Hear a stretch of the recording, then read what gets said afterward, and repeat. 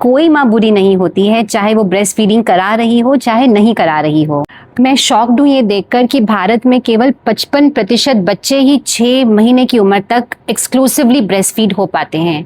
इसका मतलब ये नहीं है कि बाकी 45% माताएं जो अपने बच्चों को एक्सक्लूसिवली ब्रेस्ट फीड नहीं करा पाती, जो ऊपर का दूध देती हैं अपने बच्चों को, वो स्तनपान नहीं कराना चाहती। और इसका मतलब तो ये बिल्कुल भी नहीं है कि जो माताएं अपने बच्चों को ऊपर का दूध देती हैं वो कोई बुरी माँ होती है। हर माँ अपने बच्चे के लिए सबसे बेस्ट चाहती है। हर एक माँ की परिस्थिति अलग होती है। कई औरतों को डिलीवरी के बाद में इतना दर्द होता है कि वो बच्चे को ढंग से पकड़ के दूध नहीं पिला पाती। कई बार उनको सही गाइडेंस नहीं मिल पाता है। ऊपर से घर वालों की अनचाही सलाह भी उनको अनलिमिटेड डोज में मिलती रहती है।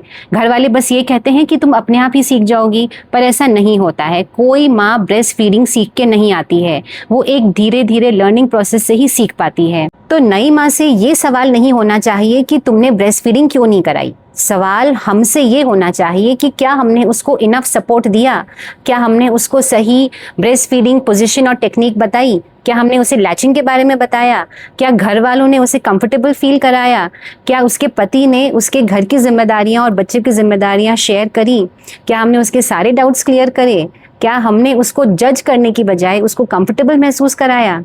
हमें किसी भी माँ को जज नहीं करना है, बल्कि उसका सपोर्ट सिस्टम बनना है, क्योंकि ब्रेस्ट फीडिंग केवल माँ की जिम्मेदारी नहीं है। एक माँ को सक्सेसफुल ब्रेस्ट फीडिंग के लिए एक प्यार करने वाला पति, एक समझदार परिवार, एक well informed doctor, helping staff और एक संवेदनशील समाज की ज़रूरत होती है।